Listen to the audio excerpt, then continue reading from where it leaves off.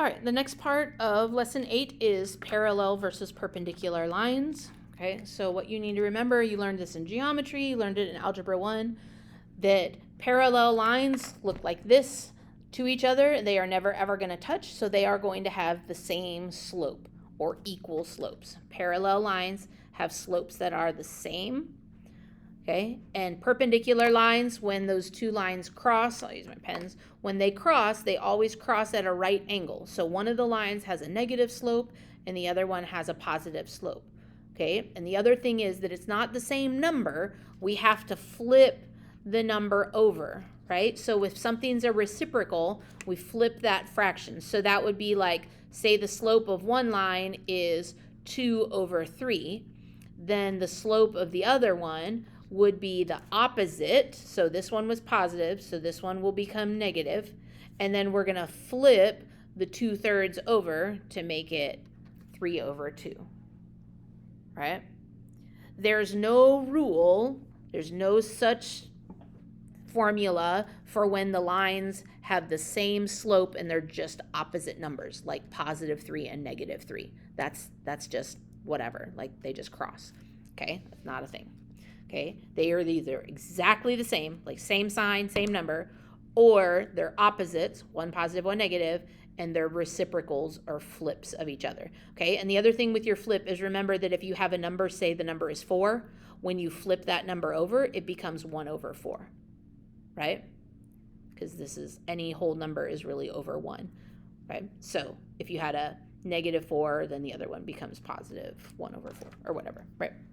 Okay, so without graphing, we can just look at our equations and we can tell whether these are parallel or perpendicular or neither. Okay, so the easiest thing is to change all of these to y equals, and then the slope is going to be, the slope is going to be the thing right in front of the x.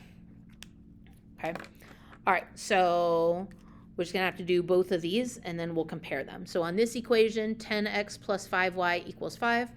We don't want that x in front. We want to move it back behind the equal sign. So we'll have positive 5y equals, move the 10 to the back, negative 10x, leave the 5 there, plus 5.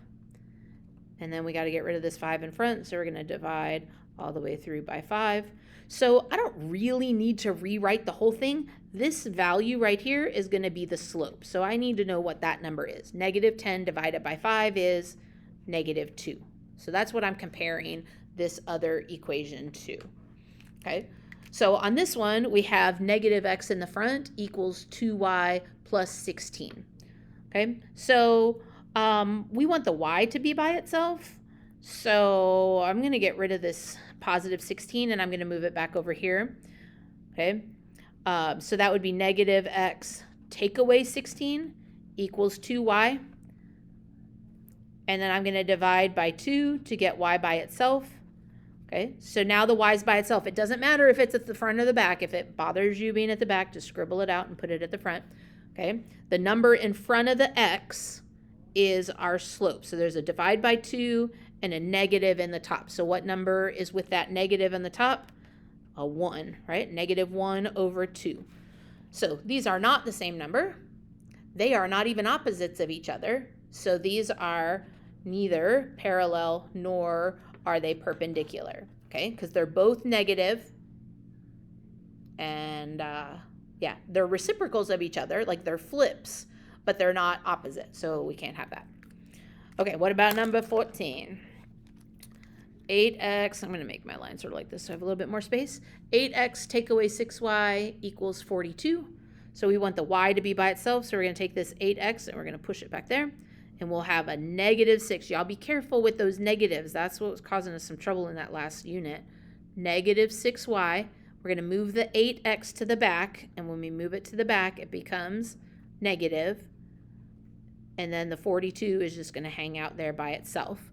So what are we going to divide all the way through by so that y is by itself? Divide by negative 6. I'm going to go ahead and write all of it. And then this becomes our slope. So what is negative 8 divided by negative 6? Negative divided by negative is positive, and 8/6 reduces to 4/3. can use your calculator for that if you need to. Okay, and then our other equation, it has the y term in the front. Cool. The x and the number at the back, but we got to get rid of that -3. So we're going to divide by -3. I see that my numbers back here are out of order, but I don't really care. 9, I don't even need that. I need the number with the x. Here's the x. -4 minus 4, -3. Negative divided by negative is +4/3. Tell me about those slopes.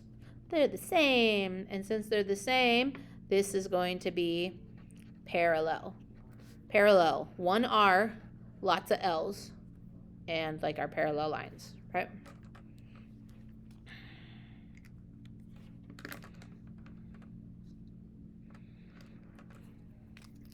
All right, 15. Got to get the y by itself. So here's my y term. So I need to get rid of this x term. I don't want that there. I want it back here at the back. So we're going to have 8y equals, move the -8x to the back, and it becomes +8x. And there's a +0, which you can write or you can leave off. It doesn't really matter. I would probably leave it off. I wouldn't write it. Okay, and then we're going to divide by 8. So my slope is the number in front of the x. 8 divided by 8 is 1.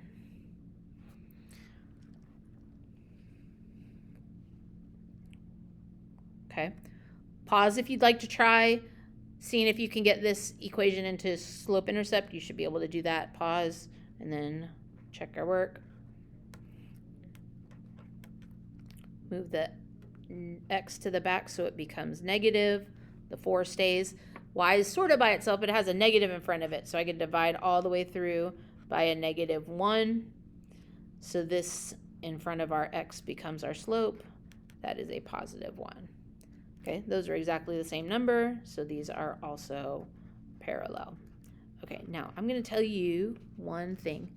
If we had a slope 1 was +1 and the other slope was -1, okay, this is the only case where the same number can be positive or negative, because on the number 1, if you put it over 1 to make it into a fraction, and then you flip it over, when you flip 1 over 1 over, it stays 1 over 1. Okay, so these 1 and -1 are going to be perpendicular to each other.